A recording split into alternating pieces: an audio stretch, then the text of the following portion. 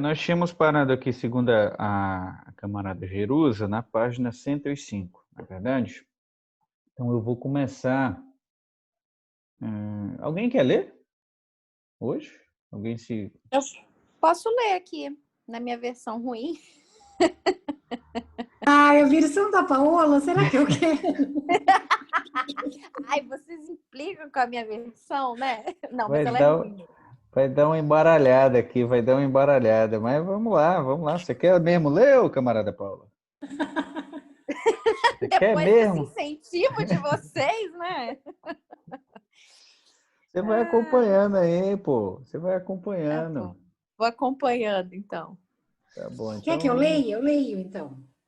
Você vai lá, Jerusa. Vai lá, Jerusa, então. Né? Eu vou lá. Então vamos lá. Nada contra a camarada Paola, tá bom? Nada contra. Enfim, Eu entendo, gente, eu entendo. vamos Porque eu lá, adoro então. sua voz, viu, Paulinha? Obrigada. Eu sinto muito a edição não ajudar.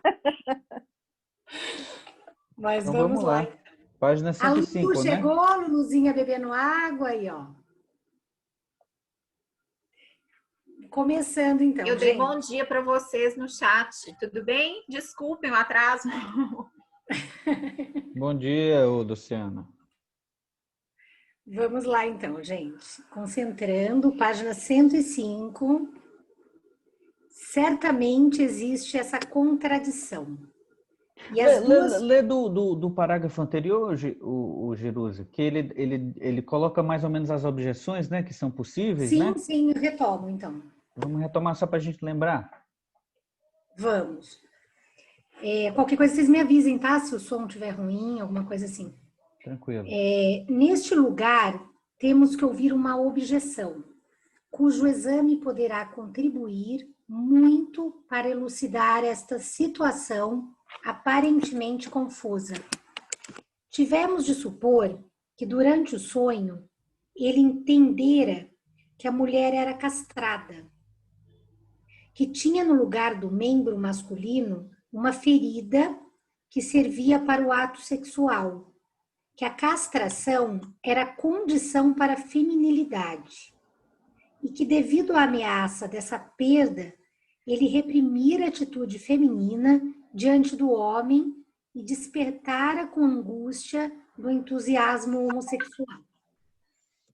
Como harmonizar essa compreensão do ato sexual, esse reconhecimento da vagina, com a escolha do intestino para a identificação com a mulher? Os sintomas intestinais não se baseiam na concepção, provavelmente mais antiga, que contradiz inteiramente a angústia de castração, de que o ânus é o lugar da relação sexual? Certamente existe essa contradição, e as duas concepções não se harmonizam em absoluto. A questão é apenas se elas necessitam se harmonizar. Nossa estranheza vem de que sempre nos inclinamos a tratar os processos anímicos inconscientes tal como os conscientes, e a esquecer as diferenças profundas entre os dois sistemas psíquicos. Quer falar alguma coisa, PH? Não, foi de boa. Quando a excitada expectativa do sonho de Natal lhe fez surgir a imagem da relação sexual outrora, observada ou construída entre os pais, certamente se apresentou primeiro a antiga concepção do ato, segundo a qual a parte do corpo da mulher que recebia o membro era o ânus. E que mais poderia ele supor, sendo espectador dessa cena com 1 ano e meio? Tem uma notinha. Ou enquanto não compreendia o coito entre os cães. Mas então... tem um caminhão aqui passando, pronto. Mas então veio um novo acontecimento, aos 4 anos de idade.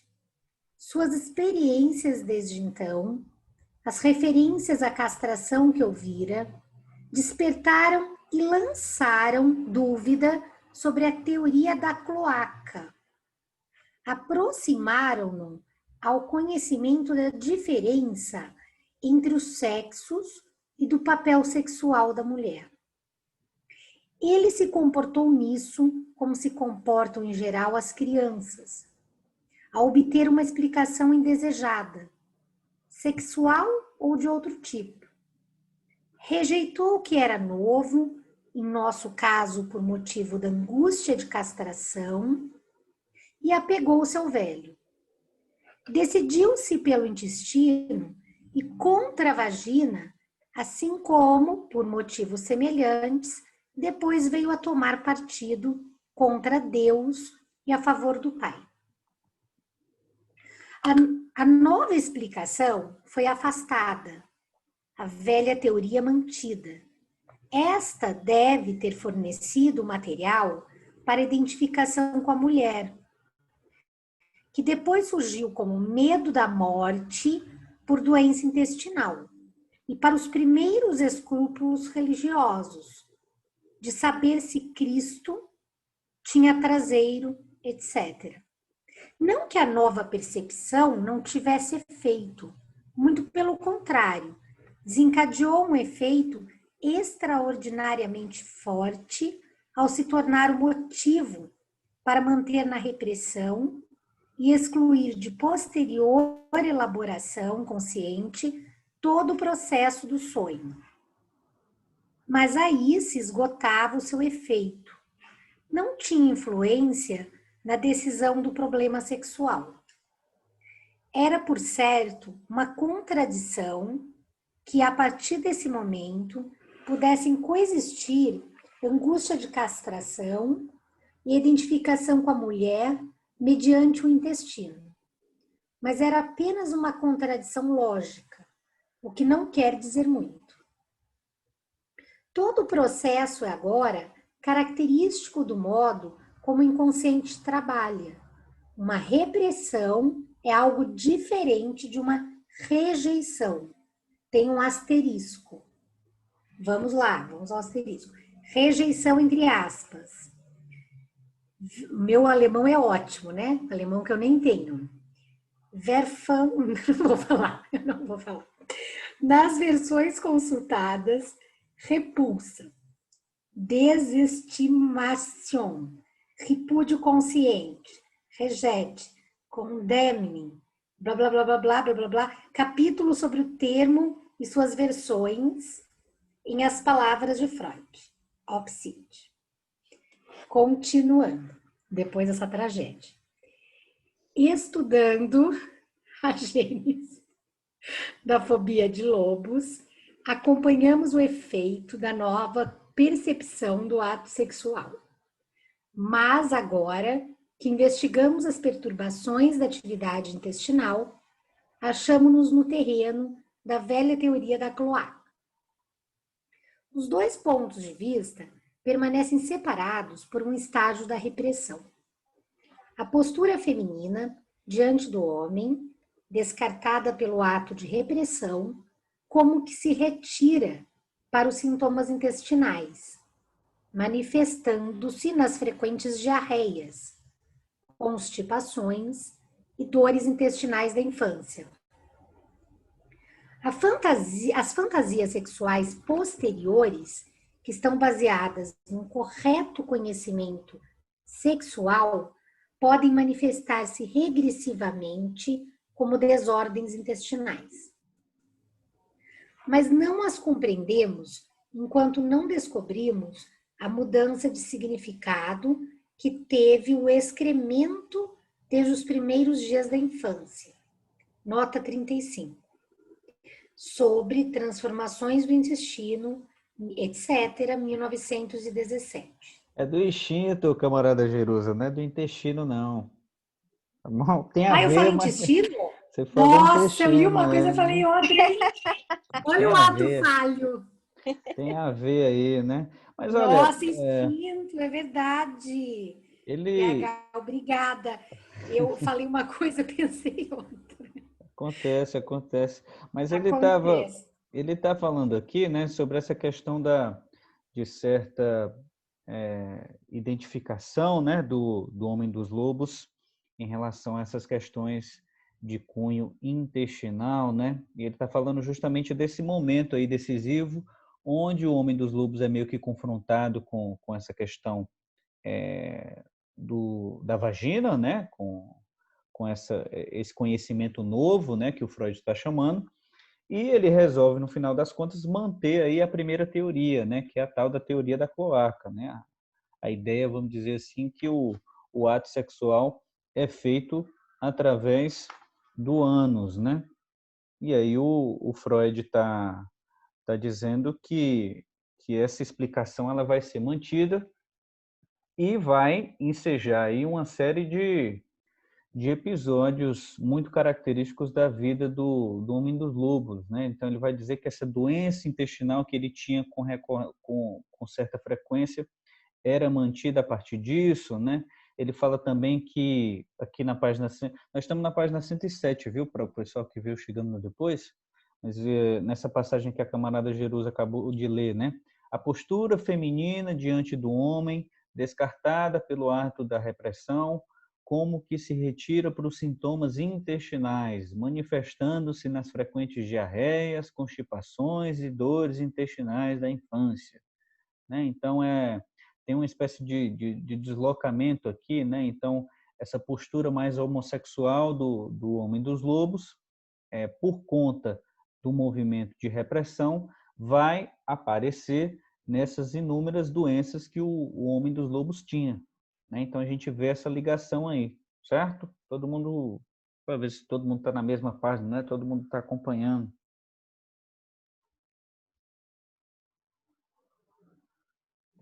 Vamos lá, Posso fazer Jesus? um comentário rápido aí? Vamos lá. Claro, vai lá, o camarada Johan.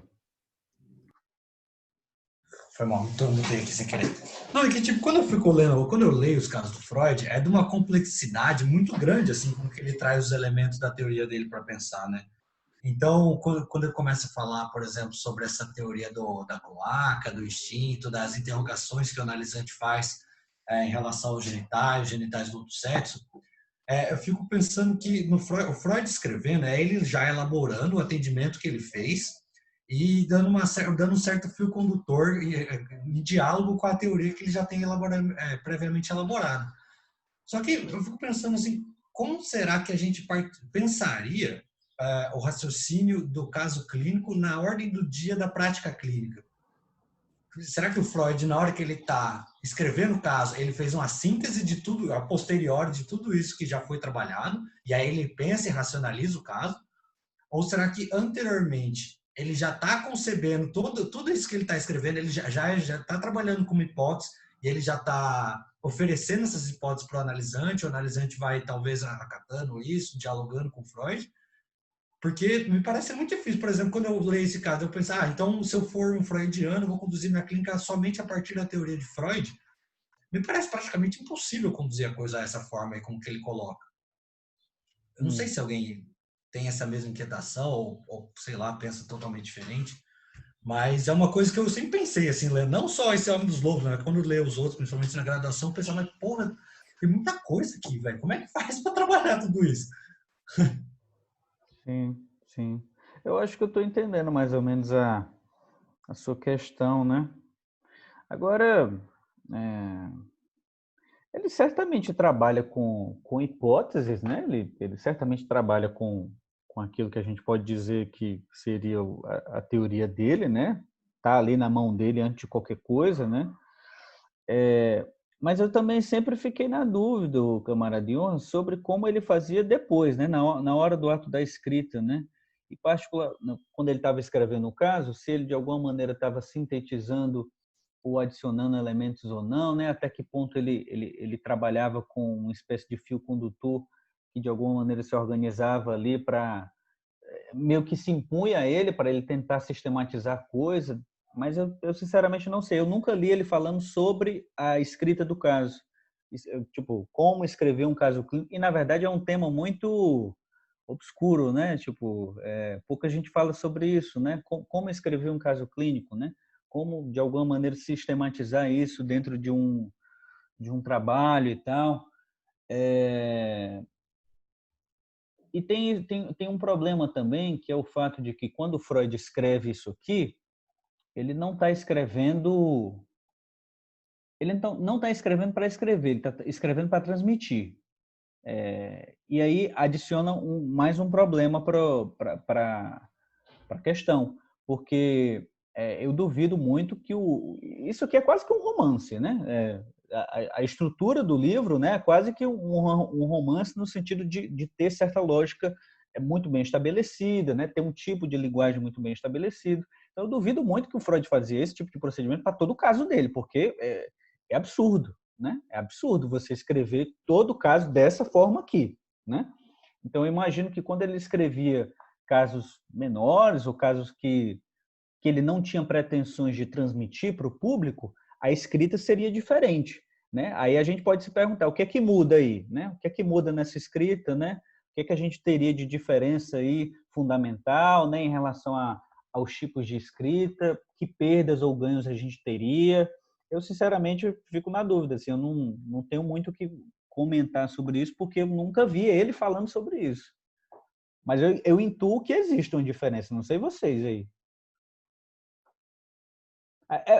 A gente pensa isso até, por exemplo, quando a gente vai para a supervisão, né? Quando a gente vai para a supervisão, pelo menos quem tem costume de escrever o caso, escreve o caso de forma diferente do que os outros casos que ele não leva para a supervisão, né? Por quê? Porque eu tenho a preocupação, vou falar aqui com o meu supervisor sobre esse caso, vou escrever aqui de uma outra forma e tal. Então, você fica pensando em certa lógica na transmissão. É um pouco diferente do que esses outros casos que você não leva.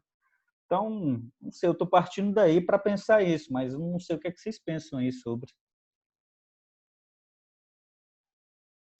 O que que era? Oi, gente. O que que era a pergunta? Eu não escutei direito, eu tava andando, eu tinha entendido que você tinha perguntado assim, se daria para atender só com Freud. Foi isso, então eu vi que eu entendi totalmente errado. Aí a hora que você foi falando, eu achei que o Johan tinha perguntado Não, o assim, dá Johan pra... perguntou se a gente pensa que o Freud trabalha com hipóteses prévias para fazer uma reflexão quando ele está atendendo e depois ele escreve sobre isso. Eu acho que, na verdade, é bem esse, né, a lógica, assim.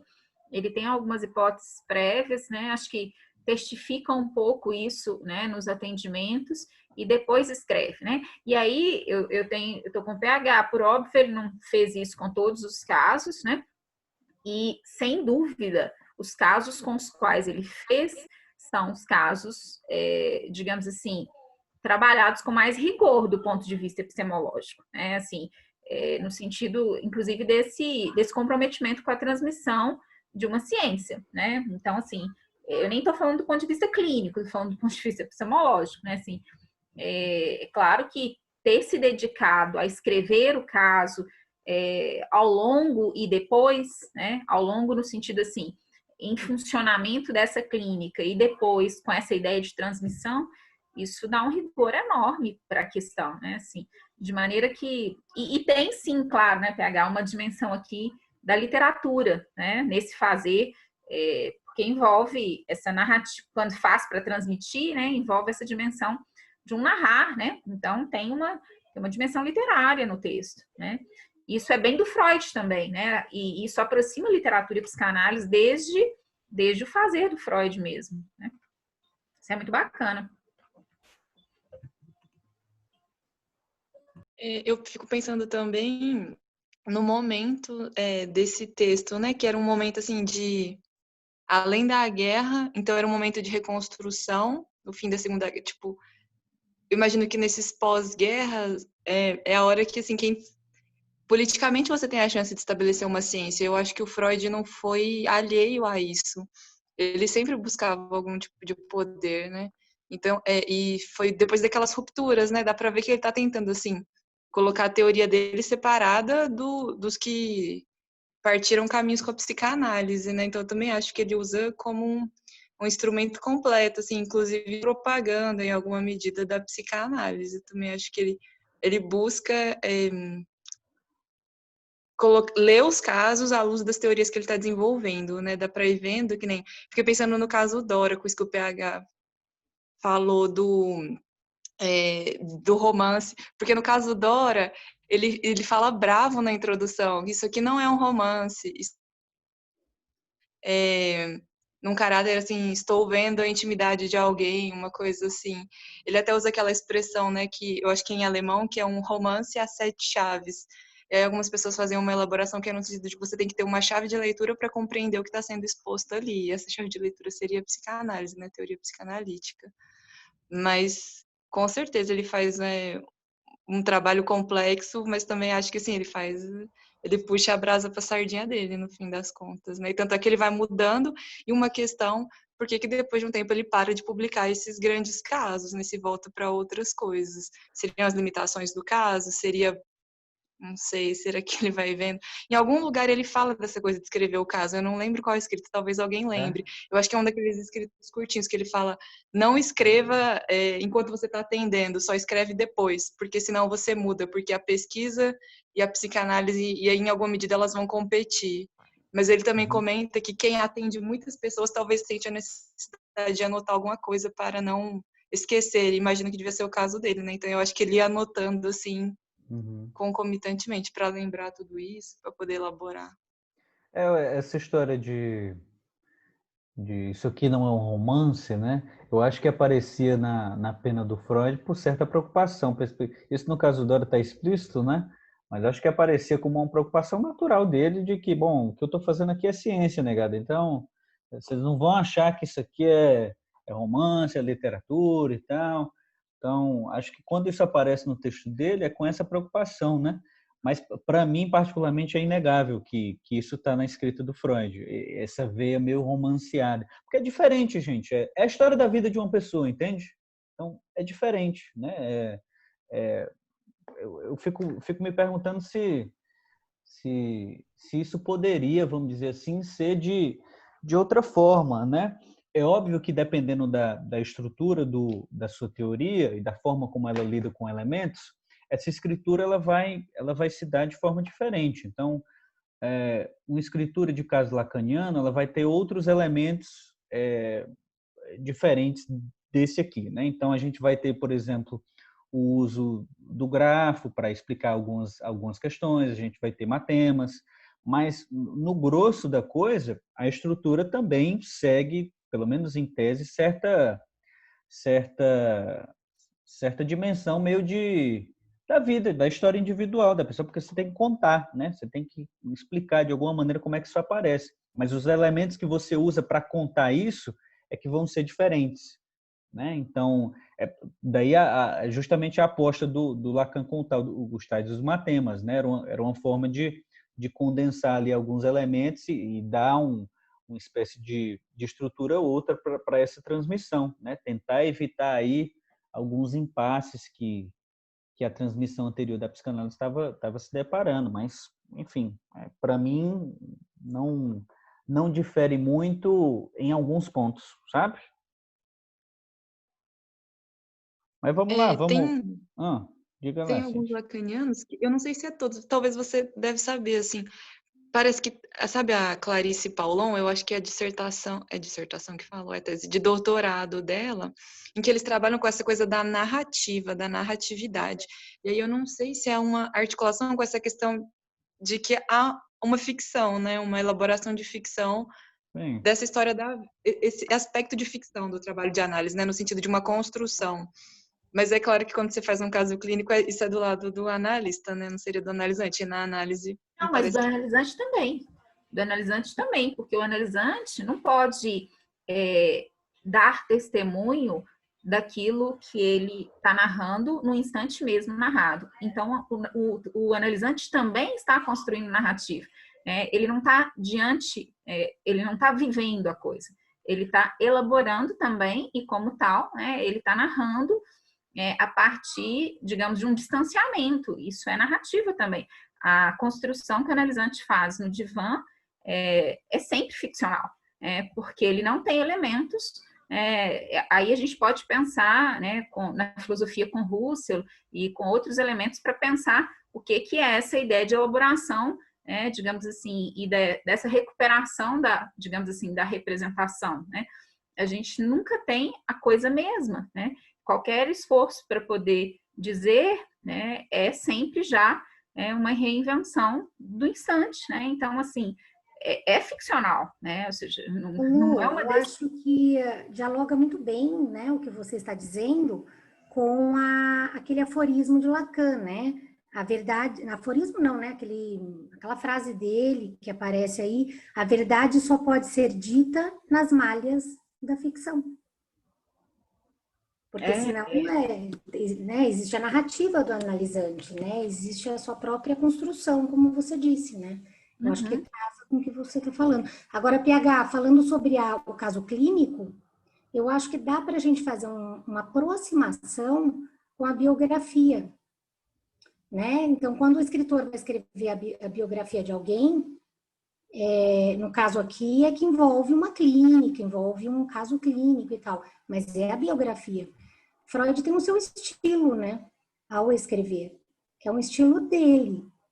Mas isso não quer dizer que ele faça literatura, né? Ele faz uma literatura psicanalítica. Só que tem o estilo dele, né?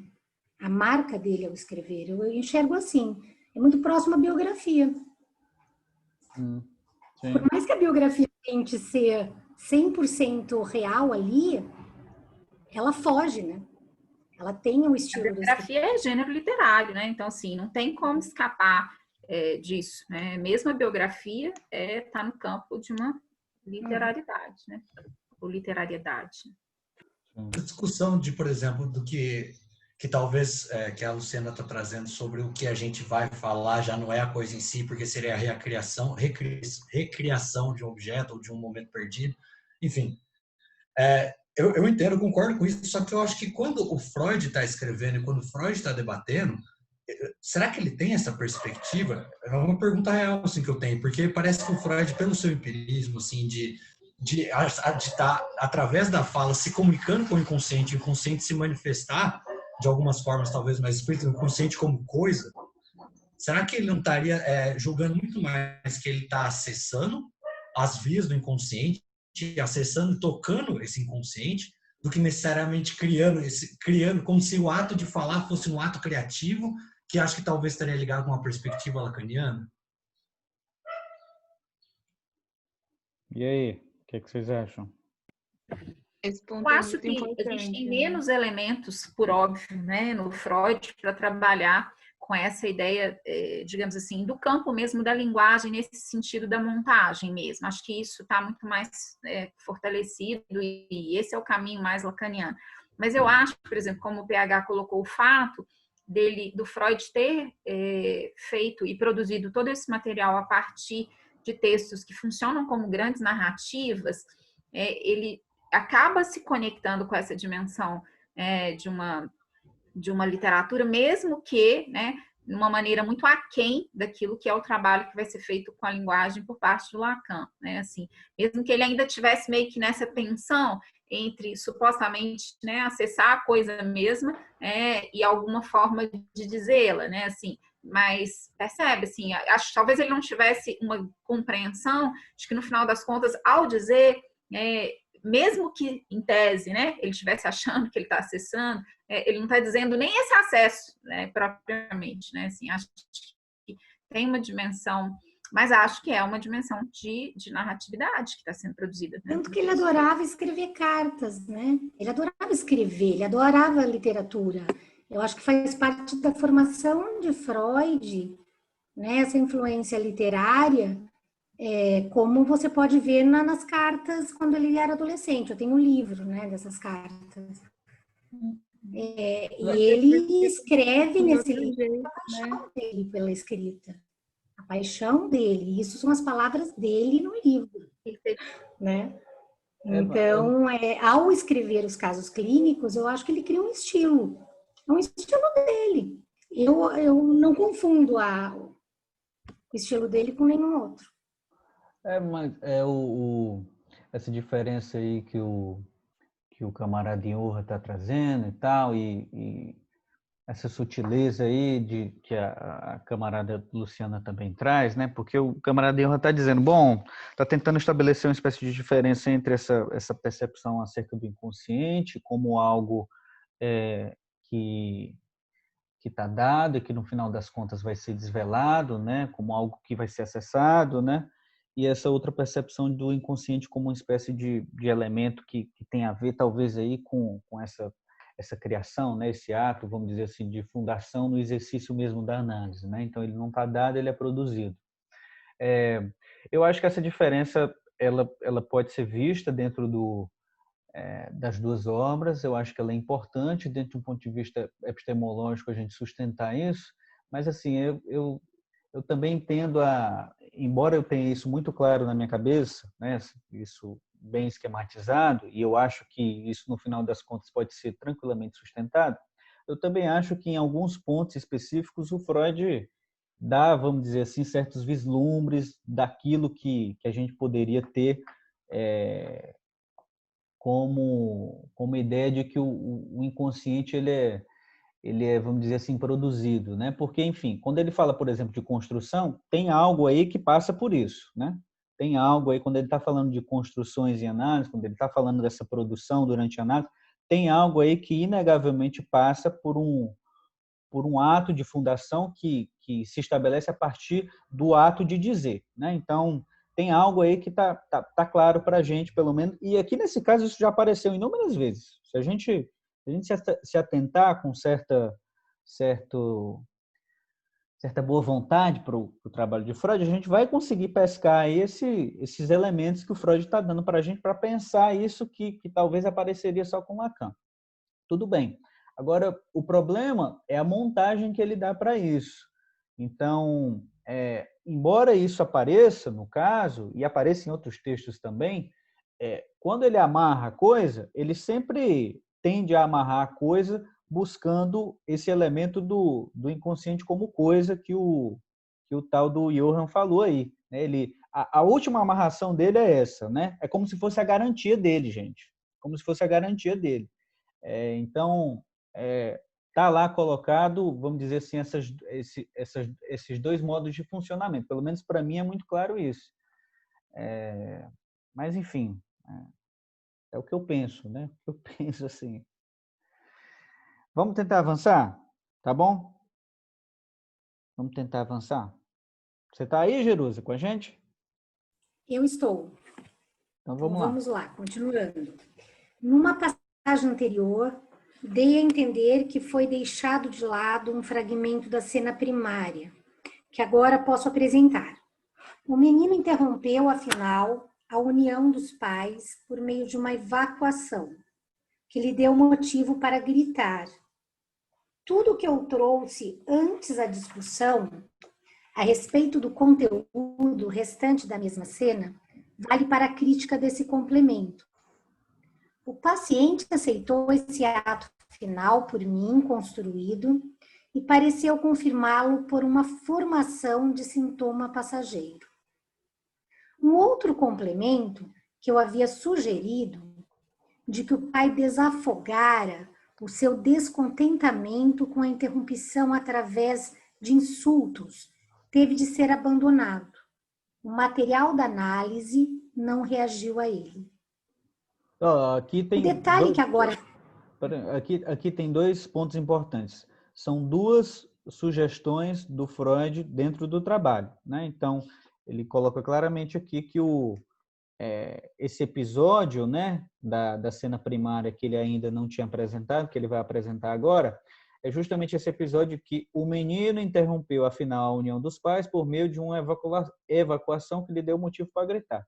Então, os pais estavam transando, o moleque fez cocô e gritou e terminou a evacuação dos pais. Ou a evacuação dos pais. Terminou o ato sexual dos pais, né?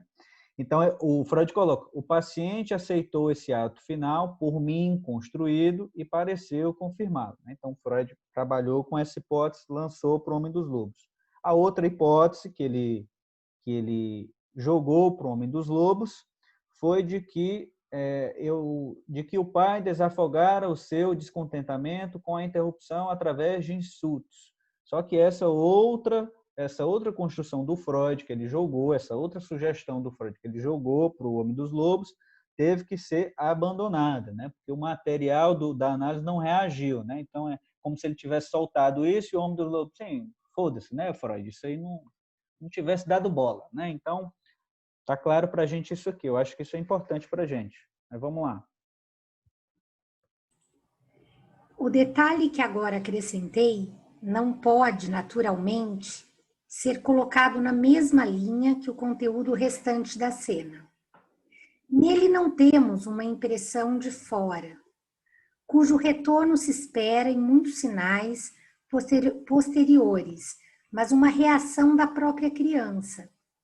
Nada mudaria na história toda se essa manifestação não tivesse ocorrido, ou se tivesse sido colocada no decurso da cena a partir de um instante posterior. Mas não há dúvida quanto ao modo de aprendê-la. Significa um estado de excitação da zona anal, no sentido mais amplo. Em outros casos semelhantes, uma tal observação do ato sexual terminou com uma descarga de urina. Em circunstâncias iguais, um homem adulto experimentaria uma ereção. O fato de nosso rapazinho evacuar o intestino como sinal de sua excitação sexual deve ser julgado como característica de sua constituição sexual congênita. Ele assume de imediato uma atitude passiva, revela mais inclinação a se identificar posteriormente com a mulher do que com o homem. Isso aqui também me parece importante. Ó. Ele está dizendo, o fato de nosso rapazinho evacuar o intestino como sinal de sua excitação sexual deve ser julgado como característica de sua constituição sexual congênita. Tá bom? Atenção para essas palavras, né? Constituição sexual congênita. Tá bom? O que você quer destacar com isso, PH? Ele está falando aqui que essa predileção por essa evacuação, né, do intestino é como... Fala de uma identificação com a mãe, né? Não. Porque se é congênita... Pois é, eu fiquei com dúvida nesse congênita. O que ele está dizendo? Eu não entendi, não me veio nada à cabeça. Você já nasceu com. Ele já nasceu com, é congênito. Sim, mas... Ele associa no começo o fato do pai dele ter uma condição, né? Ele fala que era maníaco depressivo, eu não me lembro agora. Bem no inicinho do caso, ele já faz essa associação, né? De que talvez teria algo dessa ordem genética que é transmitido biologicamente. A definição de congênito é característico do indivíduo desde ou antes do nascimento, tá bom? Então, essa é o que a gente está vendo aqui é o Freud dizendo, novamente, vamos prestar atenção.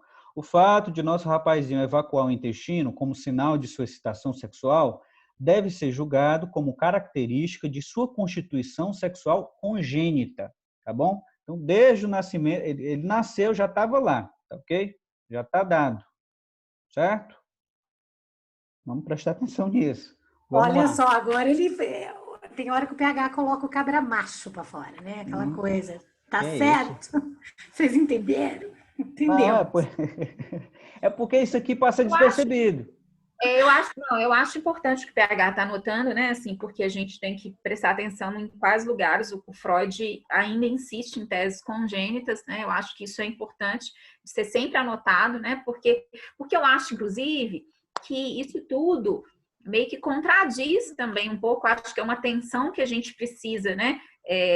Assumir aqui no texto, contradiz o fato de que ele está articulando esse trauma com ele ter presenciado a cena primária lá da mãe, do pai, ou seja, a relação do coito anal. Então, assim, fica uma situação... porque olha a trama que ele está fazendo. Ele tem uma cena que a criança presenciou, faz todo um trabalho de análise para identificar, inclusive, que a relação teria sido anal. Então, supostamente, era para isso ser a causa na criança de algum tipo de impacto com a questão anal, e aí ele vai e solta uma pérola dessa no sentido de que o problema intestinal é congênito. Então, assim, é contraditório. Isso, né? Mas é justamente isso que... pois se vocês prestarem atenção, até então ele estava falando de aspectos ontogenéticos, não, né? Ontogênicos, né? No sentido de ser a história de vida do cara, né? Ele estava trazendo para a gente cenas primárias, ele estava trazendo para a gente elementos que diziam respeito à vida do homem dos lobos. Identificação com a mãe, identificação com o pai. Então, tudo estava colocado nesses termos. Aqui aparece o elemento congênito, que é algo da ordem da filogênese, tá bom? Então, é isso aqui que nós vamos atrás. Vamos atrás não no sentido de vamos dizer assim, dizer que o homem estava enredado tão somente nisso, mas vamos atrás no sentido de perceber, pô, tá aqui, ó, tem outra explicação para a parada que ele está dando, né? E a gente tem que considerar, quando a gente for transmitir esse caso, a gente não pode deixar de falar disso aqui, não dentro de uma perspectiva freudiana, tá bom? Então, a gente tem que ter essa clareza. Então, o Freud, acho que eu já devo ter dito isso aqui em algum momento, mas para ele não se podia conceber uma neurose apenas com aspectos ontogenéticos. É impossível você formular, dizer que um determinado sintoma, uma neurose, se constituiu apenas por elementos ontogenéticos. Isso é impossível. Para ele, sempre tem interação de filogênese com ontogênese. Então, é por isso que ele faz isso aqui, tá bom? E é justamente isso que os colegas não dizem. Sim, é verdade. Fica uma coisa muito... ele vai, ele volta, né? Ele traz esses aspectos filogenéticos, ontogenéticos e vai colocando tudo na conta, né? Não dá para partir só de um ponto, né? Justamente isso que ele diz. Não dá para partir só de um ponto, pessoal. Ele diz isso em vários momentos. Não dá para eu pensar só que é a história individual do cara. Não, tem aspectos aí anteriores. Ele está sempre apontando isso para a gente, tá bom? Então, é importante a gente ter isso em mente. Mas vamos lá. Ele utiliza o conteúdo do intestino como faz toda criança, em um de seus primeiros e mais primitivos significados. O excremento é o primeiro presente, a primeira oferenda de ternura da criança, uma parte do próprio corpo de que ela se despoja, mas apenas para alguém que ama. Tem uma notona aí. Querem que eu leia? Claro. O Johan é o mais... É Johan que fala, né? É o mais feliz aí, né? Dá beijinhos, né? Tá bem acompanhado aí, né? Coisa boa, viu? Continuando. A utilização... desculpa, vamos para a nota. 36. Acredito ser fácil confirmar que os bebês lactantes sujam de fezes apenas as pessoas que conhecem e amam. Para eles, os estranhos não são dignos dessa distinção. Nos 3 ensaios sobre a teoria da sexualidade, mencionei a primeiríssima utilização das fezes para excitação autoerótica da mucosa intestinal. A isto acrescento, como um passo adiante, que para a defecação é decisivo tomar em consideração um objeto diante do qual a criança é obediente ou agradável. Esta relação tem continuidade, pois também a criança mais velha só admite ser posta no vaso sanitário ou socorrida a urinar por algumas pessoas privilegiadas, mas nisso há outros propósitos de satisfação a levar em conta. Continuando.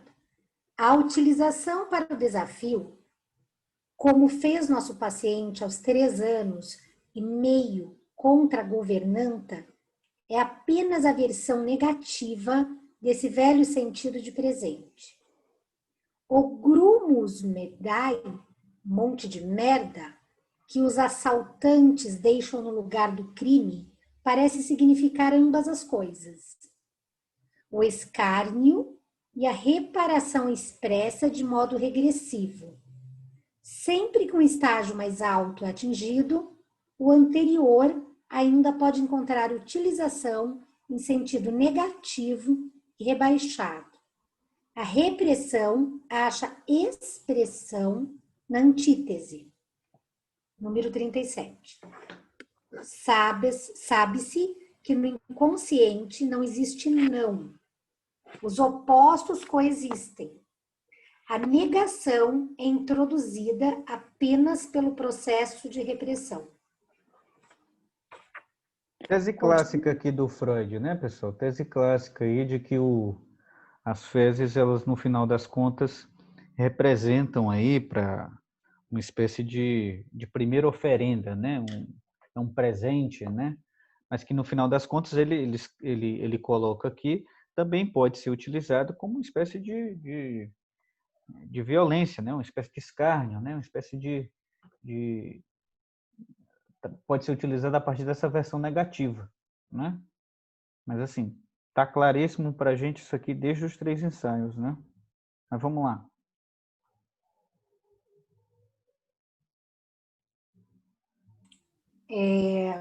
Num estágio posterior do desenvolvimento sexual, as fezes adquirem um significado de bebê, pois o bebê nasce pelo ânus, como as fezes. A significação do excremento como presente admite com facilidade essa transformação. A criança é designada como um presente, na linguagem comum. Diz-se com frequência que a mulher deu um filho ao homem, mas no uso do inconsciente é considerado igualmente, com justiça, o outro lado da relação, que a mulher recebeu o filho como presente do homem. A significação do excremento como dinheiro deriva do significado de presente, indo em outra direção. A antiga lembrança encobridora de nosso doente, segundo a qual ele produziu o primeiro ataque de fúria porque não tinha recebido presentes bastantes no Natal, revela agora o seu sentido mais profundo. Aquilo de que ele sentia falta era a satisfação sexual, que aprendera como anal. Antes do sonho e sua pesquisa sexual, estava preparada para saber, e no curso do sonho havia chegado a compreender que o ato sexual resolvia o enigma da procedência dos bebês. Já antes do sonho, ele não gostava de bebês. Certa vez encontrou um filhote de pássaro, ainda sem penas, que caíra do ninho. Tomou-o por um pequenino ser humano e se horrorizou com ele. A análise demonstrou que todos os pequenos bichos, insetos, lagartas, em que descarregava sua fúria, haviam tido o significado de bebês para ele. Notinha 38. Igualmente os insetos nocivos, que em sonhos e fobias correspondem frequentemente aos bebês.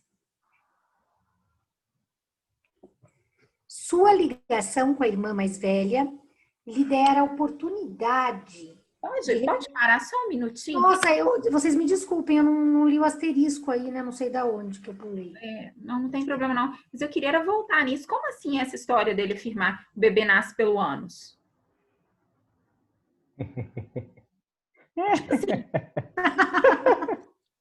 É surreal esse grupo. Como assim, gente? As pesquisas sexuais do Freud, será, hein? Ele chegou a essa conclusão? Gente, não, o problema é que nós lemos essa frase e, tipo assim, nós seguíamos, tipo assim, como assim? Natural, né? Natural. O bebê nasce pelo ânus como as fezes. Como assim? Ai, meu Deus. Tipo assim, até agora eu tô aqui me perguntando como é que nós estamos continuando a ler, tipo, né? Não faz sentido. Não é só aqui não, viu, Luciana? Não é só aqui não, viu? Isso aqui aparece em outros textos do Freud. Eu, sinceramente, eu acho que...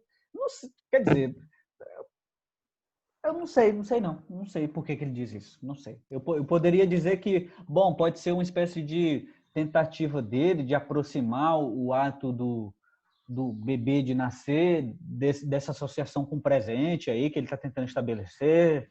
Não, Mas mas que eu assim, acho que eu acho que não, acho que dá para ser presente sem o bebê nascer pelo ânus, né? Porque, olha, tá, se tá. tem a ver com a questão, olha, são duas coisas muito diferentes.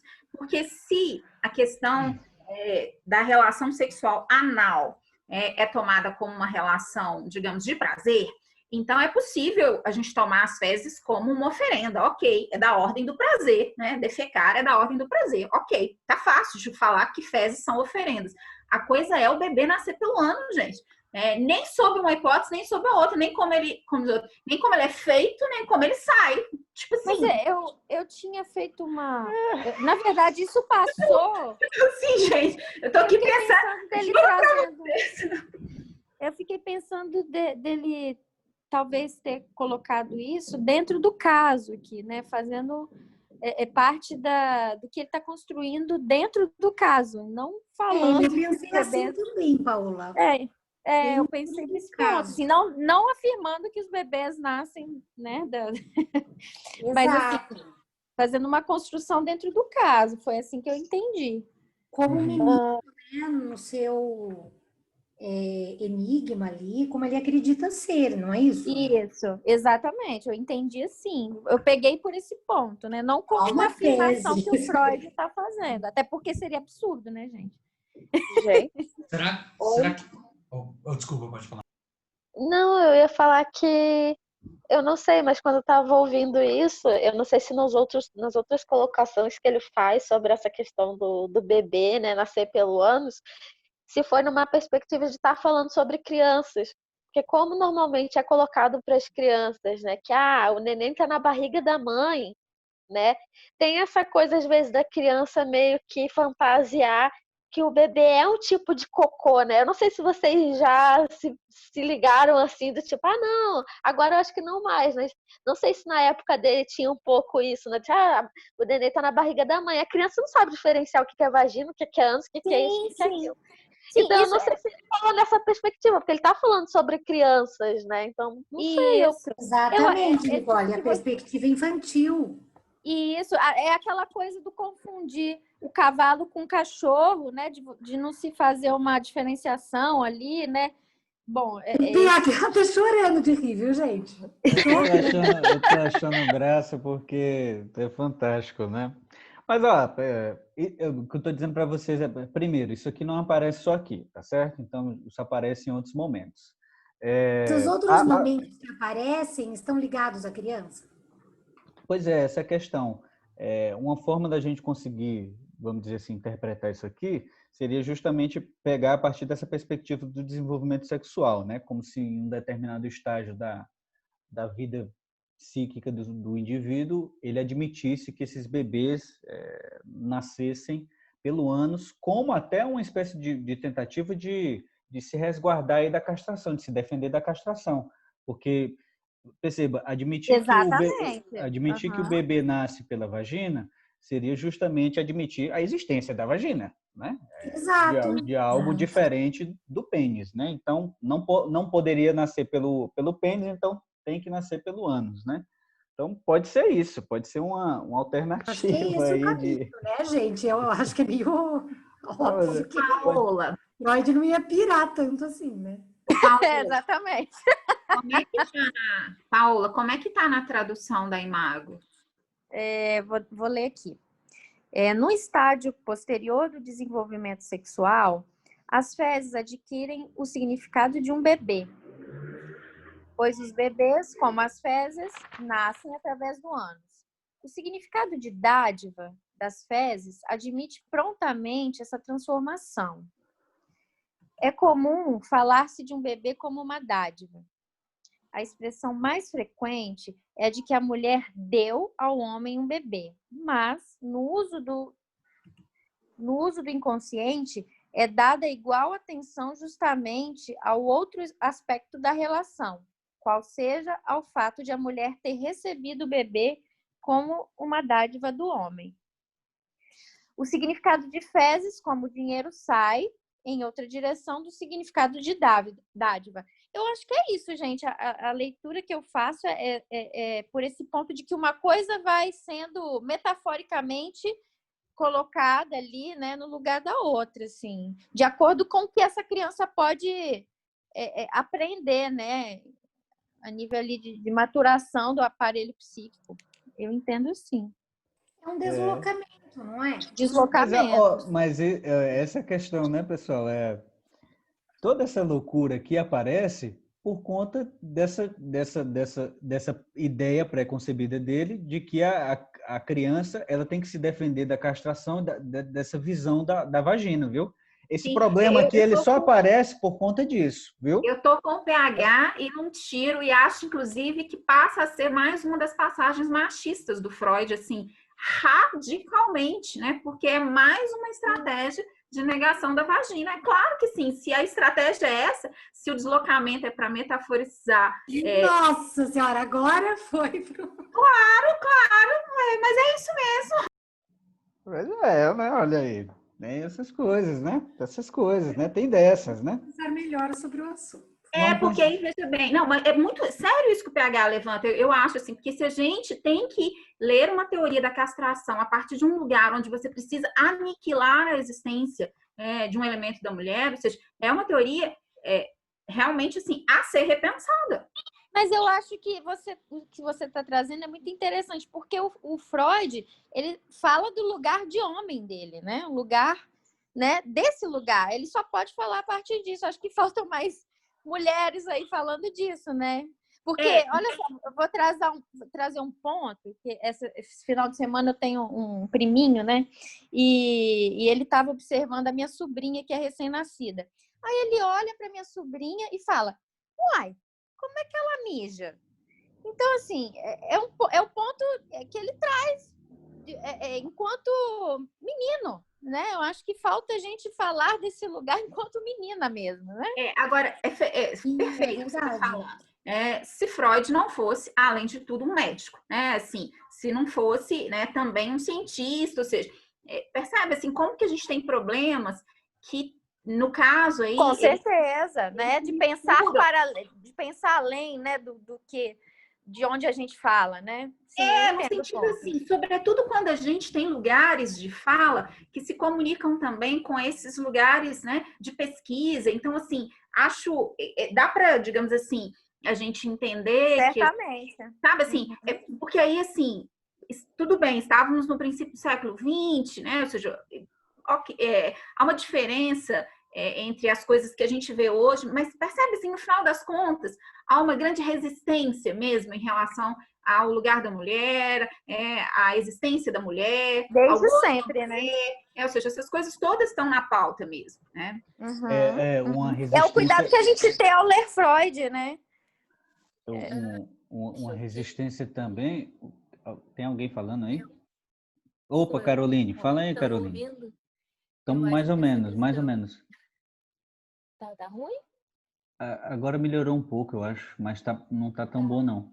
Tá baixo só, Caroline? Aumenta um pouquinho só. Eu não sei se eu vou conseguir aumentar, peraí. Estão ouvindo agora? Melhor? Tá, vamos lá, vamos. Tá, vamos tentar. Opa, agora sim. Eu acho que essa questão que o Freud está fazendo uma constatação. Eu não acho que ele necessariamente está sendo...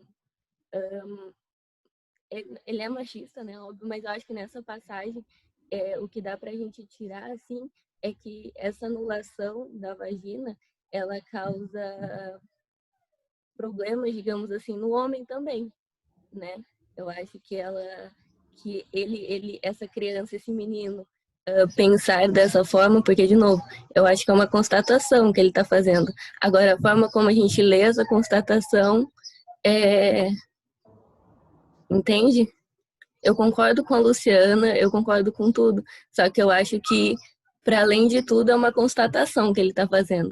E eu acho que dá pra gente tirar... Por isso que eu falei que eu preciso pensar melhor, essa questão porque eu acho que é uma constatação. Como assim? Constatação em que sentido? Ele está constatando que o menino, ele entende que o bebê nasce pelo ânus, isso é problemático, entende? Ele Só que ele não fala com base em quê? Essa é a questão, com base na teoria. Exatamente. Não está constatando no... Só que eu acho que realmente, só que a teoria dele era assim, era o que era vigente, né? Então acho que assim como ele, os homens dessa época o inconsciente deles era assim. Eu acho que o que ele está fazendo é uma constatação a partir da teoria dele. Eu acho que tem lógica dentro da teoria dele. Mas aí não é Porque constatação. Aí eu acho que é nexo de causalidade que parte de um pressuposto a priori. Aceita uma premissa, coloca ela em desenvolvimento. Então, assim, para eu ser freudiana, eu preciso aceitar a premissa de base, aí eu faço constatações, não. Eu faço encadeamentos lógicos que partem de um pressuposto que eu aceito. Mas o que eu estou colocando em questão é exatamente que o pressuposto originário pode ser muito ruim. Ou seja, quando eu falo de repensar a psicanálise, é no sentido assim, porque quando você diz assim, tem consequências no menino ou no homem, não deixa de ser machista por causa disso, não. Ninguém diz que machismo só ataca as mulheres, né? Ou seja, no final das contas, o machismo é uma estrutura que tem consequências no plano feminino e no masculino. Assim. É exatamente isso, assim, é que desde o começo do caso, eu percebo que tanto a questão da irmã, tanto a questão da diferenciação da genital, causa muita desestabilidade nele.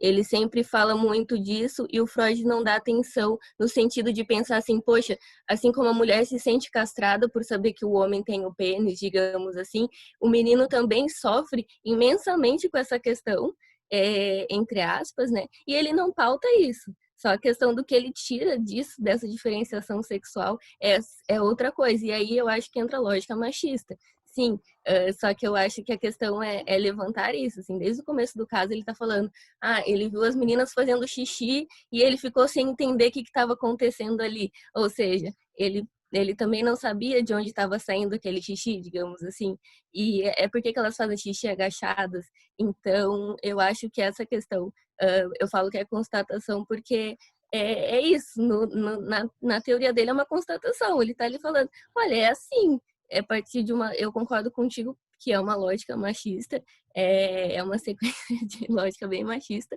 só que eu acho que dentro da teoria freudiana é super compreensível, sabe? Porque ele não dá importância para isso. Eu acho que para onde ele leva é que é o problema. Ele não leva para a questão de gênero, por exemplo. Ele não acha que a mulher seja capaz de causar tanto. Que, enfim, o homem também tem essa questão da fala disso, a vagina não, né? Ele não fala disso.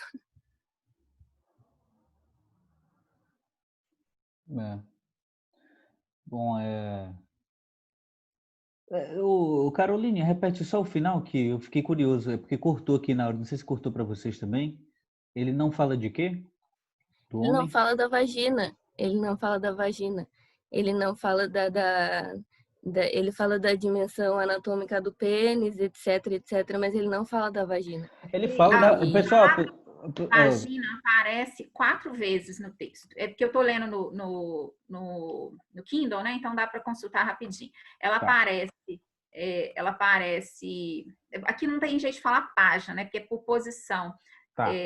Quando ele fala assim, ele descobriu a vagina e a significação biológica de masculino e feminino. Compreendeu que ativo era igual a masculino e passivo feminino. Sua meta sexual passiva tinha agora de transformar em feminino e adotar a expressão ser possuído pelo pai. Isso aqui a gente já leu, está na posição 563. Tá. Depois, ele fala assim, como harmonizar essa compreensão do ato sexual, esse reconhecimento da vagina com a escolha do intestino para identificação com a mulher.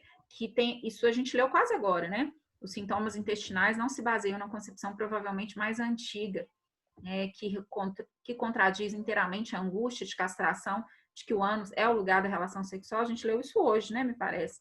Sim. Depois, ele tem mais 2 posições só no texto em que ele fala. Ele diz, na 1039, também que a gente leu agora, né, decidiu-se pelo intestino e contra a vagina, assim como por motivos semelhantes, depois veio tomar partido contra Deus e a favor do Pai. Também lemos isso hoje.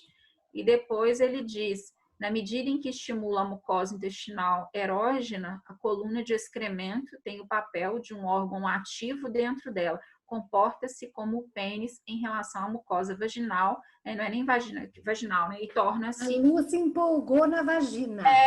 É porque é uma questão interessante a gente pensar. É muito interessante. Ô, Lu, mas eu entendi o que a Carol quis dizer, entendi o que você quis dizer. Concordo com você, óbvio. Tem um machismo e que perpassa em vários momentos. Mas essa constatação que a Carol levantou, vou fazer uma pergunta para você. O menino não pode realmente ter achado que o bebê nasce pelo ânus? Ou você acha que é uma invenção de Freud? Essa é a minha dúvida. Porque daí seria machismo totalmente. Mas a constatação que a Carol fala é se o menino achou, assim como o xixi, né, que a criança, o bebezinho, nasce pelo ânus. É nesse ponto que é a constatação. Será que Freud realmente deturpou isso? O menino não achou isso? Ele criou? Ou é uma constatação do menino? E ele trouxe para o caso? Eu acho que é isso que a Carol está se apoiando.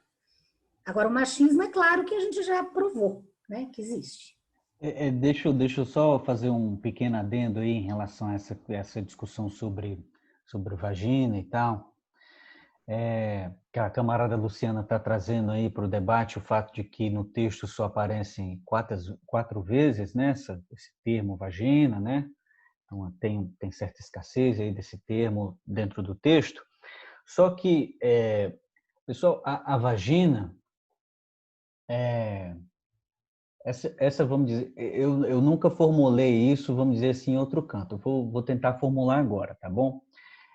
A vagina, pessoal, ela tem um lugar no trabalho do Freud, tá bom? Então, eu acho que a vagina tem um lugar no trabalho do Freud no que diz respeito ao desenvolvimento que ele concebe, por exemplo, para a mulher. Para mim, isso está claro. Sabe por que é que não tem lugar para o Freud, na teoria dele? Clitóris. Clitóris não tem lugar na teoria dele, tá bom? Por que não tem lugar na teoria dele, o clitóris? Né? A gente pode pensar, né? O que é essa risadinha? Hã? Ai, PH, você é muito engraçado hoje, desculpa. Não, mas Você deu uma risadinha ao Não, falar. mas eu achei bacana ele lembrar isso, porque não, mas é a questão do gosto feminino, do orgasmo feminino, ou seja, no final das contas, se a questão é ignorar esse lugar do orgasmo feminino, é claro que não tem lugar o clitóris na teoria do Freud. Mas é justamente isso. No fim isso. da teoria tem sim, no fim tem que mudar lá do clitóris para vagina para virar mulher. Mano, é justamente isso que a camarada Cíntia está trazendo, que o clitóris, pessoal, se a mulher fica... O clitóris é, vamos dizer assim, uma espécie de fase de desenvolvimento sexual feminino que vamos dizer assim, pouco desenvolvido. Qual o maior desenvolvimento sexual feminino? É você tomar a vagina como objeto sexual. Para a mulher, isso é a passagem do clitóris para a vagina, né? E aí a gente pode elucubrar o porquê disso, né? O porquê do clitóris aí não ter esse lugar, né? Então, a gente, quando ele fala que a vagina é o último desenvolvimento sexual da mulher, né? Aquilo que constitui a mulher, a gente pode pensar, por exemplo, em toda a teoria dele sobre a ideia de que a mulher se realizaria através da gravidez, né? Então, a gente pode pensar isso, né? A gente pode pensar as limitações disso quando a gente fala, por exemplo, de mulheres que não querem ter filhos ou de mulheres que, no final das contas, sei lá, exercem a sua sexualidade através justamente do clitóris, que é justamente o... Né? Então, assim, a gente pode falar de mulheres trans, a gente pode falar de lésbica, a gente pode falar de uma porrada de coisas, tá bom? Então, essa é a questão. Esse tipo de coisa não aparece à toa, tá bom? A vagina tem um lugar no trabalho dele, o que não tem é o clitóris. E é isso que torna a coisa mais grave. Por quê? Porque o clitóris, pessoal, ele não coaduna, vamos dizer assim, com essa fantasia de que a mulher tem que dar filho para homem, né? O clitóris enquanto essa dimensão biológica, sabe? De de perpetuação da espécie, como ele fala em muitos momentos, né? Ele fala de um dos objetivos sexuais é justamente essa questão da perpetuação da espécie, resgatando algumas teses do camarada Schopenhauer, que a gente falava na semana passada, né? Então, é encarar o sexo como algo que viria para sustentar essa linhagem, né? Que vem depois, né? Então, você não faz sexo porque faz sexo, né? O que é muito estranho. Tem coisas do Freud, pessoal, que, assim, como é que o cara fala nos 3 ensaios, por exemplo, que a pulsão não tem objeto, né? A pulsão não tem objeto, e chega lá no final da obra dizendo, por exemplo, que o clitóris não pode ser o final de desenvolvimento sexual, que é a vagina que tem que ser. Como é que alguém diz isso? Como é que a pessoa consegue sustentar duas coisas absolutamente, sabe, contrastantes? Quero fazer uma proposição. Né?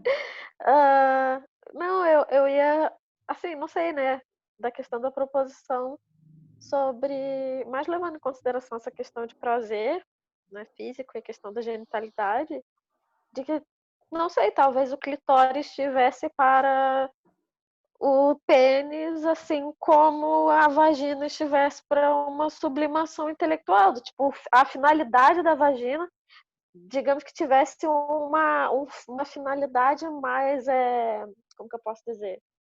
Acima, né, do prazer pelo prazer, do prazer pelo genital em si, porque a vagina vai conseguir o quê? Gerar uma criança, né? Que é meio que esse que é o valor da vagina, de se mudar desse clitóris para esse prazer, essa questão da vagina, de poder se tornar mãe e encontrar um prazer em ter um filho, que não necessariamente não vai ter esse órgão, né? Porque o clitóris, ele é um mini pênis, né? Então é meio que, Não, o não, e clitóris aí é o um homem clitóris, gente. O clitóris é o clitóris, tá bom? O clitóris não é... A gente tem que parar de referenciar esse negócio a partir dessa base do pênis, gente. Não é, clitóris é clitóris, gente. Não é mini pênis. Verdade. Sim. Entendeu?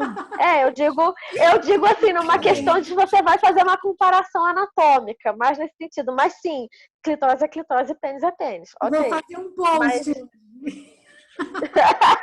Vou colocar o nome do PH no final. Gente, temos que parar com esse negócio. Clitóris é clitóris. Mesmo, Gê, eu acho que ele tá certíssimo. Você põe o meu nome também. Tá certo, Lu. Põe o meu junto e fala assim, ó, a Luciana disse junto com o PH que nós temos que parar de referenciar o feminino a partir do masculino. Eu acho que ele tá certíssimo. Lu, tá certíssimo, eu só tô brincando. Tá mesmo. Não, mas eu entendi, assim. Só que eu acho mais ou menos nesse sentido, né? De que antigamente tinha essa questão da mulher ter que ter um filho para ela poder se satisfazer de uma forma mais elevada, né? Quem não quer ter filho não faz sentido. Por que você está aqui? Né? Aí você conseguiu ter um filho, você deu um sentido para sua existência, né? E eu acho que, não sei, mas pensando na questão da sublimação, né? Na questão intelectual, eu penso um pouco nisso. Tipo, Nicole, você vai ter um prazer e pelo essa próprio questão prazer. do filho está bem marcado no parágrafo, né? Da página 110, lá em cima, o que você está falando, né? Deu um filho ao homem, essa questão, né? Da vagina relacionada à procriação e o clitóris ao prazer, né? Que é negado. E filho homem, né? Então, se tem filha mulher continua insatisfeita. Então, precisa ter um filho homem. Exatamente. Boa lembrança também. Boa lembrança da camarada Tamires. Mais do que isso, eu tô aqui pensando na fala da Nicole também.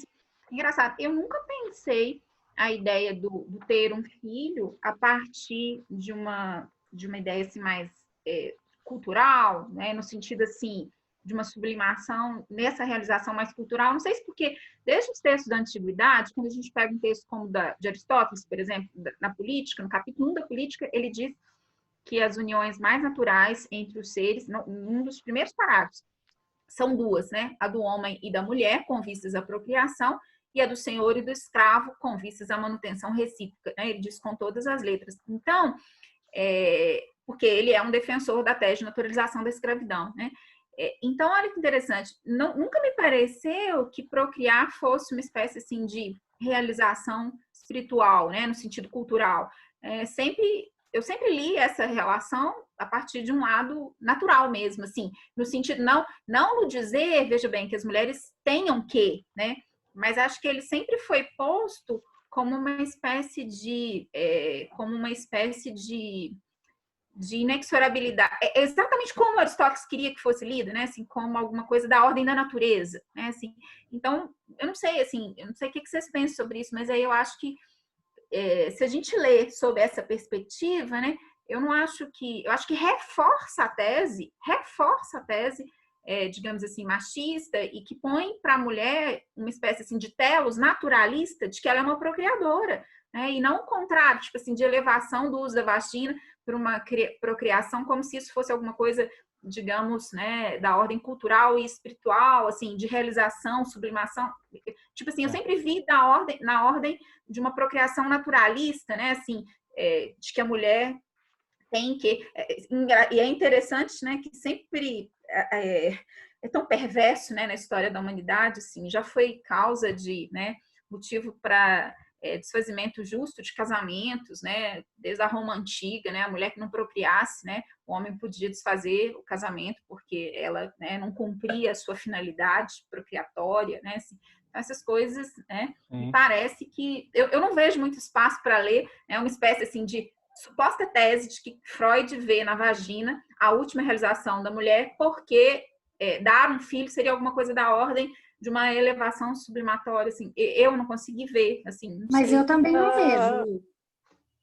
Eu não sei, mas A freudiana, tanto é que, tipo, historicamente, a maternidade, ela equivale ao trabalho do homem, praticamente. E a psicanálise tem parte nisso, assim, a teoria do Freud, ela ajudou a embasar essa ideia também, né? A maternidade, ela ser quase que a saída do édipo da maternidade ser quase que a equiparação à sublimação, assim. Ao meu ver, faz muito sentido e é assim que se estrutura a teoria freudiana. Por mais que tenha essa questão da naturalização. Exatamente, eu acho que não dá pra gente operar sob essa lógica. E essa questão do prazer feminino, eu acho que faz tanto sentido o menino pensar que o neném sai pelos ânus, que até hoje a gente tem gente que desconhece a anatomia da vagina, assim, é uma pauta, né? Cada vez mais falar sobre isso, e, enfim, discutir isso. E a recomendação de uma série, que é o Conto da Aya, que é muito interessante para visualizar essa questão da maternidade e, enfim, fica aí. Pode voltar só um pouquinho, porque você disse uma frase que a maternidade é uma responsabilidade do homem? Equiparado, equivalente a, tipo, o homem trabalha e aí a mulher tem o nenê e cuida do nenê. Meio que nesse sentido, eu acho. Foi isso que você tinha falado, mais ou menos, né? A responsabilidade da mulher. A posição da mulher é ser mãe, é ter filho, procriar e cuidar da criança. Exato, é nesse sentido aí que eu entendi esse parágrafo. Vou trazer para vocês uma passagenzinha que eu lembrei, que é desse texto, A Feminilidade, que eu peguei aqui, que tem a ver com o que a camarada Tamires falou e com o que a camarada Luciana também falou. Está na página 291 dessa minha edição aqui da Companhia das Letras. Ó. Foi uma das vezes assim que eu li o Freud e disse, rapaz, como é que pode, né? Ele diz mais ou menos o seguinte, ó, abre aspas, o fato de que o velho fator da inveja do pênis ainda não perdeu sua força mostra-se nas diferentes reações de uma mãe ao nascimento de um filho ou de uma filha. Apenas a relação com o filho produz satisfação ilimitada na mãe. É a mais perfeita, mais livre de ambivalência de todas as relações humanas. A mãe pode transferir para o filho a ambição que teve de suprimir em si, pode esperar dele a satisfação de tudo o que lhe ficou do seu complexo de masculinidade. Atenção para essa parte. Mesmo o casamento não está assegurado até que a mulher tenha conseguido fazer de seu marido também seu filho, agindo como uma mãe para ele. Né? Então, o texto A Feminilidade, viu? É rir para não chorar. O PH, mostra a capa para mim. É do Mal-Estar na Civilização. É do Mal-Estar na Civilização. É do volume do Mal-Estar. Aí, para mim, traz nesse trecho, eu não cheguei a ler esse texto, Leia. O pessoal recomenda muito. Eu acho que tem que ler mesmo. O pessoal recomenda tanto esse texto, eu acho que tem que ler com vontade mesmo, com gosto. Mas esse trecho... Vai passar várias raivas. Pelo visto vou mesmo. Mas exatamente a parte que você falou, por exemplo, de que a mulher só vai estar satisfeita quando tiver um filho homem. Me remete a questão de que ter um filho homem o filho ter o pênis que ela não tem. Sim. É um substituto, né? Mas isso está dado, né? Agora, o que me chama a atenção também é essa história, né? De que colocar o marido também na posição de filho, né? Então, ela se realiza duplamente, viu? O casamento ele só fica, de fato, assegurado se ela coloca o marido também em posição de filho. Que é essa coisa da mulher cuidadora, né? Do A homem Luciana que se comporta... teve marido já e tem um filho. Só ela pode falar aqui. Eu não tive nenhum dos dois. Então, Mas eu acho que a gente... Você diz, Lu, você teve o marido e você tem o filho. Não, eu acho que, no final das contas, a gente tem relações sociais muito marcadas por essa ideia, né, de que a realização da mulher dependa da maternidade, né? E aí, assim, o que eu acho que está em xeque na nossa perspectiva aqui de pesquisa é a gente, digamos assim, se perguntar quanto de uma elaboração teórica está disposta a se prestar, a chancelar, né, essa tradição, ou seja, a colocar isso do ponto de vista de um discurso científico, né? Assim, então, ou seja, você usar a psicanálise para reforço de uma tese histórico-tradicional de inferioridade da mulher e de colocar, né, a sua relação. E aí eu falo de inferioridade pelo seguinte, né? Porque para a mulher se definir como procriadora, lá em Aristóteles, ela foi tirada da vida pública, né? Assim, então, assim, é uma linha que começa como linha da animalidade, ou seja, a mulher foi equiparada a um animal para ela ser procriadora. Quem foi para a polis, ou seja, a primeira versão da história do humanismo é de humanismo masculino, que quem vai para a polis é o homem, né? Então, assim, eu fico me perguntando, mas isso é 5 séculos antes de Cristo, né, gente? Assim, com todo o impasse que há nisso, isso é 5 séculos antes de Cristo. Então, quando a gente tem, no século XX, alguém formulando uma teoria que tem muitos impactos sobre as nossas vidas, mas que ela está trabalhando, assim, num arranjo conceitual para sustentar esse lugar, eu acho que isso é grave, assim, porque aí a gente não está mais 5 séculos antes de Cristo, a gente está no século XX. Então, assim, porque aí eu acho, assim, que a gente precisa se perguntar essas questões, porque é isso que eu tenho também falado muito, assim, do meu lugar de pesquisa, né, sobre psicanálise, que eu não acho que a gente precisa trabalhar com a psicanálise, no sentido de artigo definido singular. Eu acho que a gente tem que trabalhar com as psicanálises e tentar entender quais são aquelas, né, ofertas teóricas e trabalhos que vão nos possibilitando desconstruções e não reforço, né, de perspectivas excludentes, entendeu? Assim, se a gente encontrar no Freud elementos tais que vão mostrar para a gente o tempo todo que a gente está reforçando isso, é preciso entender se a gente está operando uma clínica que é também ela machista, excludente, né? Se ela insiste nessas mesmas teses, sabe? Assim, então, eu fico, né, digamos, envolta aqui com essa discussão, tentando cercar os elementos que eu acho que precisam ser desmontados, sabe? Assim, a minha perspectiva de leitura é sempre a de quem está, assim, atenta aos lugares de efeito. E aí, ou seja, conforme esses efeitos, se eles ainda são persistentemente efeitos, né, dessa exclusão, eu acho que eles precisam ser desmontados. Eu acho que é um pouco isso, assim, que eu tenho. Lu, quem faz um trabalho muito interessante sobre isso, não sei se você já conhece, é a Vera Iaconelli. Ela faz um trabalho nessa direção e com esse olhar feminista e tal, né? Agora, cada um de nós temos o nosso estilo para desconstruir, né? Não tem igrejinha. Então, é Freud na cabeça e na hora de operar a clínica, tudo que Freud disse é lei. Não é assim, né? Por isso que cada psicanalista tem o seu próprio estilo.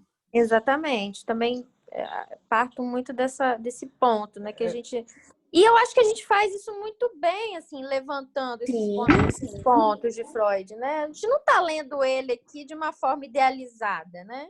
Não pode ser feito isso, né?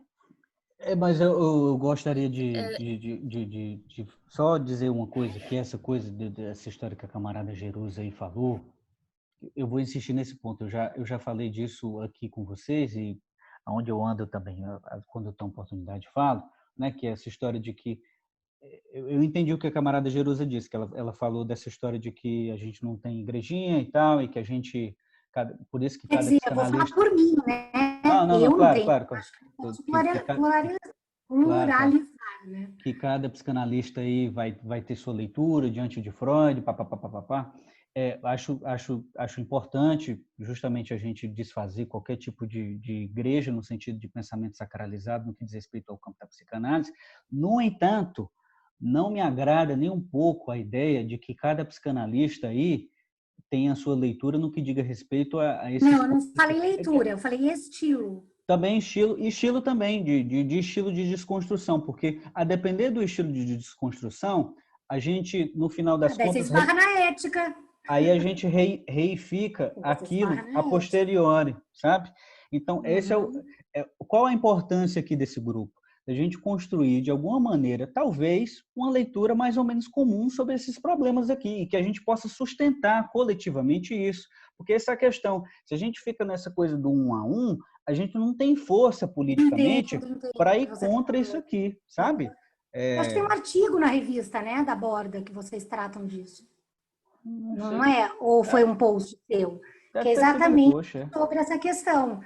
De não ficar só no 1 a 1, mas da voz, né? Trazer para o coletivo. É porque, gente, isso aqui é muito forte, você não tem ideia da fortaleza que é isso aqui no nosso... Concordo com você, PH. Porque nós estamos aqui, temos aqui quantos cidadãos aqui? Temos 11 pessoas aqui, 12 com o camarada Johan, que foi ali beber uma água, mas vocês não têm ideia, o que a gente está falando aqui, gente, é uma heresia. O que a gente está falando aqui é uma heresia em determinados círculos. Vocês não têm ideia do quanto falar esse tipo de coisa que a gente está falando aqui não é, em absoluto, algo tranquilo dos psicanalistas escutarem. Não é. Já estive em muitos círculos desse tipo e não é, sabe? Nós estamos aqui em 2020 e tal, então, assim, não é individualmente que a gente vai conseguir superar esse tipo de coisa, sabe? A gente precisa trabalhar num nível de organização maior. Eu só me referi, PH, no nosso dia a dia, né, no nosso fazer clínico, é nesse sentido, mas isso é óbvio que tem um lugar, né, na sociedade, que a gente tem que ocupar. Eu concordo com grande parte do que a Luciana falou, né, e isso que o PH falou também é muito real. Eu estava lendo o texto do Mal-Estar com um grupo de estágio e tal, e é muito complicado quando Freud faz afirmativas que são machistas, e aí e as pessoas tentam relativizar. E aí nessa situação que eu lembro que eu concordo com o que a Luciana disse, porque ao mesmo tempo em que dá para você colocar o que aquela pessoa falou em um determinado tempo, período histórico e contexto social, eu fico muito meio que na dúvida, porque assim, muitas vezes, pelo que a Luciana fala, eu acabo tomando esse lugar de ficar contestando essas falas, né, do tipo, isso está sendo machista.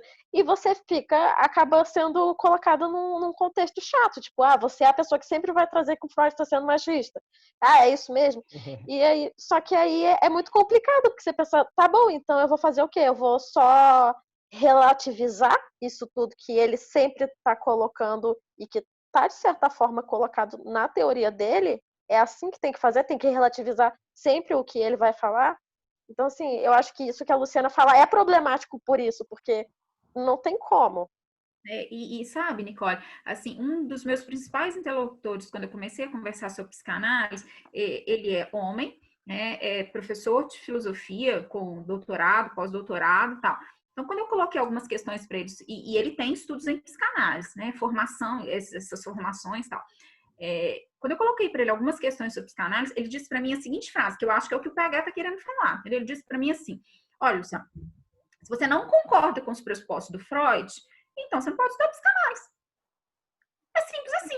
Porque a psicanálise é isso. ela se edifica dessa forma. E a operação que ela faz, ela parte desses pressupostos. Se você não se identifica com esses pressupostos, você não pode estudar psicanálise. Só que eu estou aqui estudando psicanálise, que eu discordo dele. Eu discordo que eu precise aceitar os pressupostos de Freud para poder estudar psicanálise. Eu preciso estudar o Freud para saber como pensar a psicanálise a partir de outros pressupostos ou de outras possibilidades, entendeu? Assim, então, eu acho que é importante. Lu, que absurdo, né? É absurdo ele falar isso, porque a própria psicanálise não é do terreno da certeza, né? Senão não seria psicanálise. Mas a grande questão, Gê, olha que interessante. Eu escuto muitos psicanalistas tendo a boca para dizer que a psicanálise não é do campo da certeza. Ok, então todo mundo enuncia isso. Mas na hora de discutir como é que ela está operando, de quais postulados ela está partindo, se eu rechaçar alguns fundamentos, então eu tenho que aceitá-los. Então, assim, percebe? Desmonta a tese de que nós não estamos partindo ou que nós não estamos no campo da certeza. A certeza não pode estar lá no fundo, mas no início ela tem que estar, entendeu? Assim, e eu estou sempre discutindo o início. O que eu tenho que aceitar como pressuposto para operar alguma coisa? Porque qual que é o raciocínio que eu faço? Se eu chegar lá na frente com efeitos nefastos, ou seja, se essa clínica que parte desse pressuposto continua sendo uma clínica machista, eu não quero aceitar esses pressupostos. E quais as alternativas teóricas que eu tenho, que eu acho que é a importância que o PH está querendo chamar a atenção, no sentido assim, como que a gente pode pensar caminhos para sustentar alguma coisa que a gente chama de psicanálise, alguma coisa que opera o inconsciente e alguma coisa que não persiste em lugares excludentes e reafirmando teses que precisaram ser colocadas, entendeu? Assim, para que a gente opere. E aí, Jerusa, assim, quando você coloca a questão, né, da clínica, tipo assim, é claro que cada um tem um estilo, mas eu concordo com o PH, assim, da gente tomar um certo cuidado para a gente não separar as duas coisas, né? O lugar dos debates teóricos que a gente faz da clínica que vai ser feita, porque, no final das contas, é nessa relação que a gente pode fazer alguma coisa diferente. Isso que eu concordei com o PH, é da polis ao divã, e do divã ao polis, não tem essa, não são excludentes. É por isso que eu falei que eu concordo. A polis influencia o divã influencia a polis, não são atos desassociados. Agora, na minha clínica, eu não trago machismo de Freud. Por quê? Porque eu bebo também de Lacan. Quando você vai estudar a parte do complexo de Édipo em Lacan, você percebe que ele já desconstruiu isso. Então, tem outros psicanalistas também que a gente pode se apoiar, não é só Freud, né? Então, é nesse sentido, é uma releitura da releitura e não há algo... E também não é só Lacan. Penso isso. E também não é só Lacan. Não é só Lacan. E o que também pode contribuir com a teoria psicanalítica. Lu, eu deixei mais claro agora como eu estou pensando, talvez? No que diz respeito, inclusive, a esse debate sobre a sexualidade, que está tão... A gente está falando tanto, né? E é uma coisa assim que, recorrentemente, a gente está voltando para esse tema, né, pessoal? Não sei se vocês estão percebendo, mas é corrente, e às vezes nem sou eu, viu? Às vezes nem sou eu, são vocês mesmo, graças a Deus são vocês mesmos que trazem, né? Então eu nem preciso às vezes botar fogo no parquinho, né? Mas no que diz respeito a esse tema da sexualidade e tal, por que eu fiz esse comentário, né? De que também não está reduzida a Lacan? Porque, gente, se vocês forem pegar o Lacan, vocês também encontram coisas assim escabrosas no que diz respeito a esse tema da sexualidade. Inclusive... E por que isso, PH? Porque somos seres incompletos. Mas é justamente isso. Quando Freud, quando eu, Luciano e vocês. Então, estamos aqui para refazer, né? Reelaborar. Sim, mas é justamente isso, né? Porque esses temas... Por que eu estou falando isso? Porque quando se admite certa limitação do Freud no que diz respeito aos desenvolvimentos teóricos acerca da sexualidade, geralmente o Lacan é oferecido como a alternativa que, de alguma maneira, superou aí esses elementos e tal. Eu tenho sérias dúvidas, sérias críticas em relação a essa tese. Eu acho que assim, os seminários do Lacan, até o final, mantém e muito essa dicotomia homem-mulher. Você encontra em determinados seminários, recorrentemente, esse apelo a essa dimensão biológica aparecendo, né? No que diz respeito ao tema da sexualidade, essa coisa do pênis, da vagina, você encontra. Então, assim, não acho que ele é uma alternativa e no que diz respeito a esse tema, eu gosto de pensar com outros autores. É por isso que eu fico botando, assim, alguns autores lá às vezes no Instagram e tal, mando algumas coisas para vocês, porque eu acho que tem gente que consegue ser um pouco, vamos dizer assim, um pouco mais qualificado para os debates que tem hoje, sabe? Porque os debates que tem hoje, assim, estão muito à frente. Estão muito à frente. É que desde que a Butler, né, propôs a teoria queer, e o Preciado vem trabalhando outras formas de pensar as questões de sexualidade, ou seja, a gente tem teorizações hoje que elas precisam ser pensadas e, digamos assim, elas são agora digamos assim, uma excelente oportunidade para, no campo da psicanálise, a gente pensar outras formas de trabalhar. Porque, na verdade, a gente tem que, né, fazer essas correlações, ou seja, a gente tem hoje coisas muito mais interessantes para trabalhar essas compreensões do que ficar insistindo no binarismo homem-mulher, né? Ou seja, isso não vai tirar a psicanálise do seu velho lugar, né? Ou seja, se ela continua operando com os mesmos conceitos, ela não vai sair do lugar. Então, assim, a gente tem realmente que fazer. E é nesse sentido que eu acho que o PH está falando da importância, né? Assim, da gente se sentir como grupo, no sentido de lugar, de uma reflexão consistente, como trazer para o diálogo na psicanálise outras contribuições que são, sim, muito mais atuais, muito mais interessantes, para a gente pensar as questões. Eu vou te falar uma coisa, na minha humilde posição, como eu ainda estou iniciando o meu percurso, né, como psicanalista, eu ainda tenho que beber dessas fontes, né, para um dia eu chegar aí. Então, um dia eu chego aí, entendeu? Mas eu ainda preciso, né, passar por Freud, Lacan, entender algumas coisas. Então, na minha humilde posição, eu ainda tenho estrada para chegar. Não, né? mas o que a camarada então, está Jerusa... estudar ainda, né, tudo isso. O que a camarada Jerusa está dizendo é importante no sentido de que a nossa formação ela exige certo tempo mesmo, sabe, gente? Tem um tempo. Exato. Tem um não tempo tem como não ler mais Freud. Mas pois é, ela é contínua, mas embora toda formação seja contínua, mas enfim, isso não vamos entrar nisso não. Só para falar uma coisa para a Gê, que ela, né, colocou, que eu acho que é alguma coisa que a gente pode se propor, porque eu não estou à frente dela em momento nenhum nessa questão, assim, em relação à psicanálise, principalmente, né? O que eu tenho é uma bagagem da filosofia, ou seja, que é uma outra história e tal. Mas o que eu acho?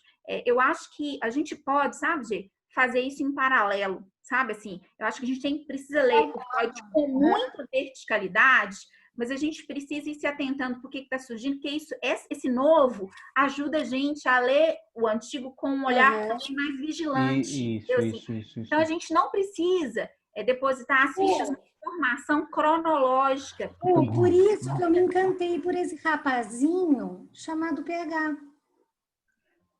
Não, mas a borda, é verdade. Eu gostei da borda por quê? Porque vocês estão à frente. Não, tamo não, mas mas a gente tá... É que vocês são hereges, né? Hereges. Não, mas o que a camarada Luciana está dizendo é importante, porque é justamente isso, pessoal. A nossa formação ela é construída a partir de uma perspectiva cronológica, só que ela é construída a partir dessa perspectiva cronológica, mas assentada em dois autores, né? Basicamente, e a gente fica nisso. E esse é o problema. A gente lê esse texto aqui, O Mal-Estar na Civilização, 20 vezes, sabe? 20 vezes a gente lê essa merda. 20 vezes a gente lê esse negócio. 20 vezes a gente lê Psicologia das Massas, 20 vezes a gente lê Além do Princípio do Prazer. Então, assim, é importante ler Freud? Leia só 10, o Além do Princípio do Prazer, e dedique um tempo a estudar coisas novas também, sabe? Essa é a questão. A gente precisa ler 20 vezes, eternamente, a mesma coisa, entendeu? Concordo. Sabe? Tem muita Por coisa isso eu sendo estou produzida aí. Também, estou te traindo também, PH. Eu acho que isso. Eu estou com um ótimo recado para o nosso encontro de hoje, viu, PH? É que a gente se proponha todo dia e mais, né, a estudar muito as bases, né, digamos assim, mais clássicas da psicanálise para poder operar dentro delas, né? A ideia, inclusive, não sei se eu falo desse lugar porque eu falo muito com a desconstrução, né? Assim, a proposta do Derrida é que você não desconstrói de fora, você desconstrói de dentro. Então, é preciso você estar dentro dos textos que você está desconstruindo. Então, assim, é preciso estudar muito Freud, foi a minha observação com a Fernanda no sábado, quando ela ficou indignada de ter lido a Ética Nicômaco, que o Lacan teria, né, um texto... sim. Aí ela diz assim, né, eu joguei o texto para fora, tipo assim, no sentido de, para que eu li isso? Para que eu gastei meu tempo?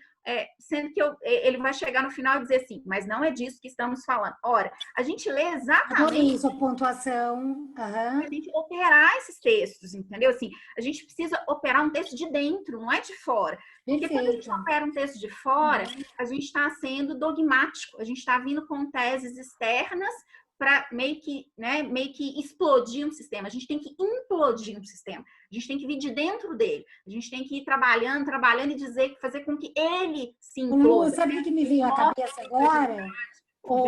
Me veio à cabeça agora o poema do Afonso Romano de Santana, A Implosão da Mentira, né? Pois é. Então, assim, é muito por isso. Então, eu acho que a gente tem que estudar muito os textos clássicos da psicanálise, né? O Freud, o Lacan, etc. E tal, mas a gente tem que, em paralelo, tá lendo um monte de coisa. Por quê? Porque esse monte de coisa... É que eu não dou conta de tudo! Eu tô ficando paranoica! Vai dar certo, pessoal. Vamos devagarzinho. Vamos devagarzinho. Freud e Lacan já estão ocupando minha libido quase todinha. Mas vamos... Eu queria fazer uma pergunta antes de acabar. De uma conclusão, de uma síntese que eu fiz depois da discussão, que vocês acham que o Freud, ele escutou isso porque ele estava procurando isso? É isso? É essa a questão? Vocês acham que se fosse alguém com uma escuta mais atenta não teria escutado que o menino acha que os bebês nascem do ânus? É mais ou menos disso que vocês estão falando, que ele estava procurando uma estrutura. Carol, voltou ao ponto. Eu posso fazer essa síntese? Vocês acham ok? Assim? Qual a nossa conclusão? Eu acho que é bem... Eu acho que essa é uma complexidade do Freud, de que ele descreve muito bem, observa muito bem. Então, ele coloca alguns elementos que é que nem o PH aponta, por exemplo, a questão lá do clitóris e da pulsão não ter objeto, né? Nossa, achei sensacional.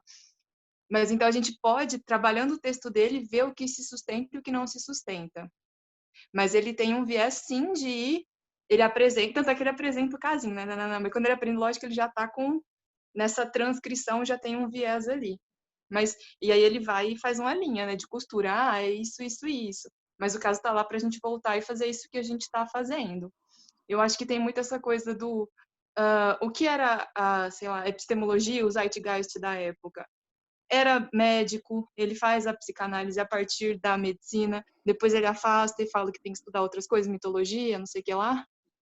Mas eu acho que não dá para perder de vista que é essa criação. E aí a importância da gente voltar e fazer essa leitura crítica, né? Essa discussão de vocês, achei muito interessante de não fazer uma clínica machista, mas aí é que está a questão. Se a gente não volta na teoria e vê o que é que embasa, porque o machismo não é só eu falar isso.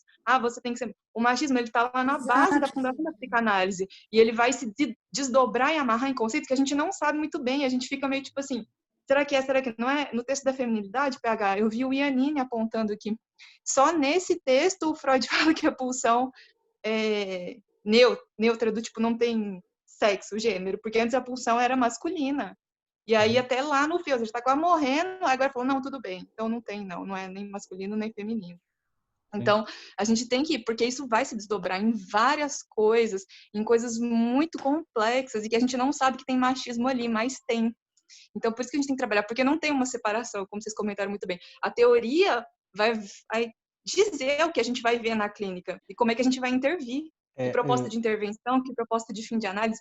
Então, isso é muito importante, é inseparável. A Luciana falou uma coisa que eu achei tão interessante, eu fiquei pensando, que era essa coisa assim da causalidade, né? Que a gente parte de uma hipótese e, querendo ou não, a gente meio que busca explicar essa hipótese, né? E parece que, assim, só quando não tem nenhuma explicação, isso quebra. E aí eu fiquei pensando, Será que é possível a gente partir de qualquer hipótese sempre? E a gente não faz isso com a psicanálise também?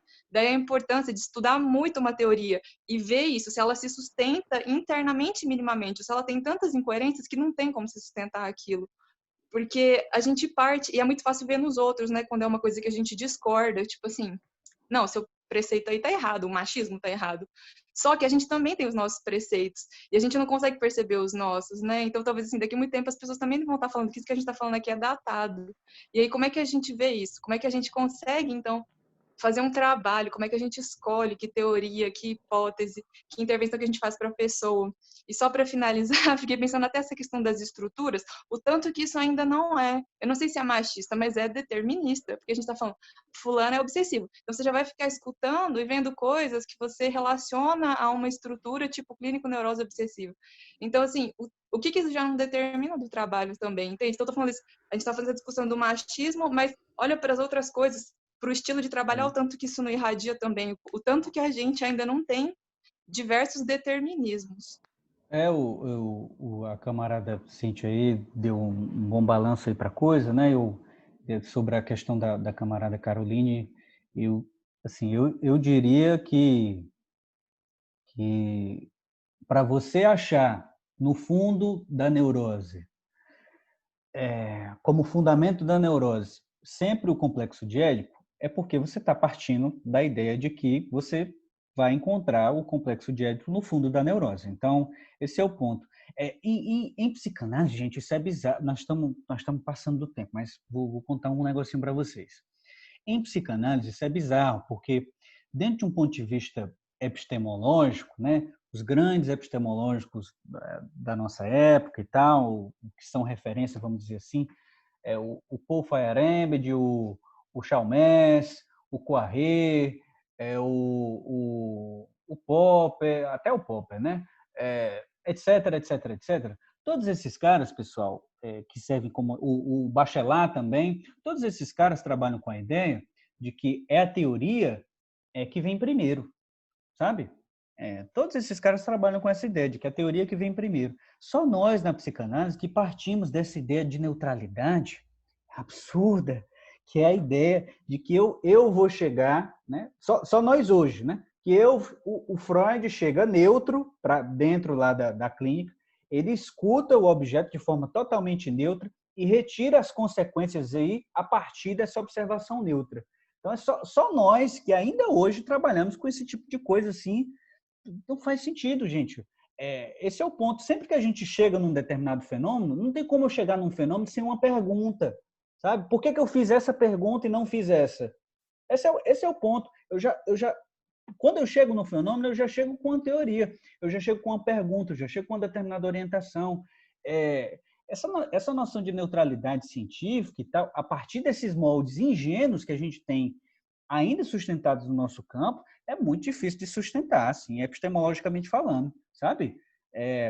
O objeto, na verdade, na criação de um objeto, o pesquisador está totalmente atolado. Ele está atolado nesse objeto aí. Não tem como ele sair, sabe? Não tem como ele pegar e se colocar, vamos dizer assim, neutro, exterior, né? Então, isso aqui não tem nada a ver comigo, não tem nada a ver com as perguntas que eu fiz. Não, gente. Sabe? Não existe realidade científica. Então, a gente não pode cair nessa ingenuidade assim que a gente vê com frequência. Qual é o que é que a gente vê no nosso campo? A clínica que faz a teoria, né? A gente não fala isso? Escuta direto, a clínica que faz a teoria. Quer dizer, o que é que a gente está dizendo? Primeiro tem um fenômeno e depois é que eu vou fazer a teoria, né?